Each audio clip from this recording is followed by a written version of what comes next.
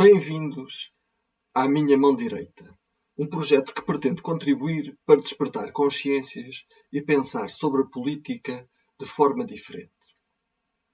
Neste vídeo vou-vos falar sobre as noções de esquerda e direita. E para isso, nada melhor que começar por perguntar: afinal, o que significa isto, ser de direita ou de esquerda? É habitual vermos os comentadores de televisão e os jornalistas a recorrerem a estes termos para definir e distinguir partidos políticos e pessoas. Por exemplo, recentemente tem sido recorrente ouvir-nos dizer que este é de extrema-direita, quando queremos denegrir alguém e acabar com a sua reputação. Já acusar alguém de ser de extrema-esquerda deixou de ter o mesmo efeito. De certa forma passou de moda. A verdade é que a esquerda foi-se suavizando e hoje é tendencialmente branda, flexível e perdeu o seu vigor revolucionário. Atualmente, os extremismos de esquerda, quando se manifestam, assumem formas e conteúdos diferentes do passado e não são propriamente motivados por ideologias políticas. Ou então, quando existem, são mais bem tolerados por efeito de uma campanha ideológica bem sucedida e muito bem sintetizada na célebre frase dos anos 60 de Herbert Marcuse: toda a tolerância para com a esquerda, nenhuma para com a direita. Mas para quem realmente quer saber e não se satisfaz com respostas prontas, fica a questão: o que é realmente isto, ser de esquerda ou de direita? Em primeiro lugar, se formos à origem dos termos esquerda e direita, vemos que estes aparecem durante a Revolução Francesa de 1798. Enquanto a Revolução ganhava força, uma multidão furiosa invadiu a Bastilha. Nisto, a Assembleia Nacional reuniu-se para agir como o governo da Revolução e escrever uma nova Constituição. Uma das principais questões debatidas na Assembleia foi se o rei devia ou não ter direito a um veto absoluto. Enquanto o debate continuava, aqueles que achavam que o rei devia ter um veto absoluto sentaram-se à direita do presidente da Assembleia. E aqueles que achavam que ele não devia, a visão mais radical, sentaram-se à esquerda do presidente da Assembleia. Por outras palavras, os mais conservadores posicionaram-se à direita e aqueles que queriam mais mudanças ficaram à esquerda. No século XX, com a Revolução Russa, a esquerda e a direita ganharam uma nova definição, com a guerra civil entre os vermelhos, bolcheviques, socialistas, depois chamados comunistas, e os brancos, formados por forças nacionalistas e contra-revolucionários.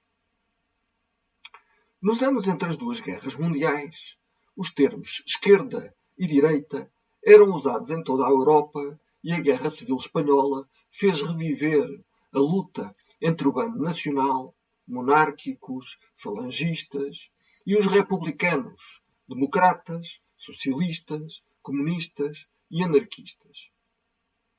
Mas é também durante esta época que começam as dificuldades destas definições. Não nos podemos esquecer que Mussolini foi um membro do Partido Socialista Italiano e um socialista bastante ativo no início da sua vida política. O Partido Fascista também não tinha nada de liberal. Defendia o nacionalismo, o corporativismo, o sindicalismo nacional e o progresso social. Por outro lado, se nos referirmos a Hitler e aos nazis, o nome real do partido era Partido Nacional Socialista dos Trabalhadores Alemães, que também era nacionalista e anti-burguês e anticapitalista. Se pensarmos nestas características, vemos que estes partidos, para além de estarem associados com o socialismo, não defendiam ideais liberais. Pelo contrário, hoje, quando falamos de direita, associamos essa definição aos conservadores liberais ou ultraliberais, fortemente defensores do capitalismo, da desregulação da economia de mercado, dos capitais, da hierarquia social e do predomínio do setor privado sobre o setor público. Se entendermos assim, então, é absolutamente incorreto dizer que os fascistas são o que habitualmente se chama de a extrema-direita. E essa designação deve ser reservada para falar dos ultraliberais, isto é, os que defendem o Estado mínimo, não intervencionista, que defendem o máximo de capitalismo e de liberdade de iniciativa privada. Quanto muito, se voltássemos à origem dos termos, esquerda e direita, diríamos que os que defendem o rei, que podíamos chamar ultraconservadores, é que podiam ser rotulados de extrema-direita. Os fascistas são, por isso, uma espécie de terceira via, para lá do socialismo e do liberalismo. Tendencialmente eram contra a velha ordem instalada no poder, embora em alguns casos a tolerassem, como aconteceu com a falange de Primo de Rivera.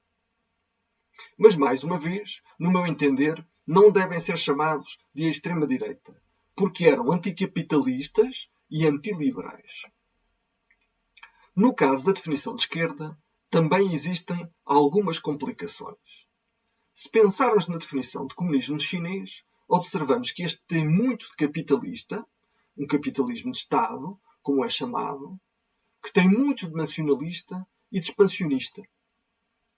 No caso das outras esquerdas, mais moderadas, socialistas democráticos, social-democratas, libertários, progressistas, sociais-liberais, assumem o que hoje se considera muitas vezes como o centro, ou o centro-esquerda. Estas esquerdas convivem bastante bem com o capital e formam uma misturada mais ou menos caviar, muitas vezes aliada do liberalismo, subjugada aos poderes da globalização e da nova ordem mundial. Uma esquerda muito ativa para impor uma agenda de substituição dos valores tradicionais por novos valores, muitas vezes vazios, pouco fundamentados e destruturantes dos velhos costumes. Ao mesmo tempo que não são capazes de os substituir por coisas realmente substantivas para o bem de toda uma comunidade. Mas uma esquerda fraca, que mostra fraqueza para travar as empresas globais e o grande capital, que são os novos donos do mundo e das pessoas. Os partidos verdes também não vieram ajudar a clarificar estas diferenças entre esquerda e direita. Porque, embora possa haver alguma propensão para uma esquerda suave, estes partidos tendem a ser liberais em muitos aspectos e podem posicionar-se à direita. Portanto, defender a natureza também pode ser uma preocupação da direita, até porque muitas das medidas nesta área que são necessárias para o futuro só vão conseguir vingar com uma mão de ferro contra os interesses poderosos instalados. Atualmente começam também a surgir novas definições do espectro político, como tendências abertas versus tendências fechadas, distinção que inicialmente foi usada por Tony Blair. Neste modelo, as atitudes em relação às questões sociais e ao globalismo são mais importantes do que as questões económicas convencionais, que opõem tradicionalmente a esquerda e a direita. Os eleitores abertos tendem a ser socialmente liberais, multiculturais e a favor do globalismo, enquanto que os eleitores fechados são culturalmente conservadores, opostos à imigração e a favor do protecionismo. Mas isto não explica tudo. E atualmente, tanto a direita como a esquerda podem reciclar e conjugar muitos destes ingredientes. Acredito que hoje estamos em condições para reciclar uma terceira via que vá para lá do socialismo e do liberalismo, da esquerda e da direita. Uma via que conjuga os avanços sociais com a democracia e com um Estado forte que não tem de ser necessariamente autoritário. Uma via que respeite simultaneamente a propriedade privada, a liberdade individual e o bem comum, a igualdade e o mérito da diferença, a tradição e a inovação, que sobreponham os interesses nacionais aos interesses das forças globalizadoras e das diferentes agendas internacionais que operam atualmente neste mundo. Sem pretender esgotar a questão, espero ter contribuído para uma reflexão diferente do discurso mais vulgar sobre o que é isto de ser de esquerda e de direita. Espero que isto vos ajude a definir melhor as vossas opções e convicções em termos políticos e a posicionarem-se de forma mais consciente nessas vossas escolhas políticas.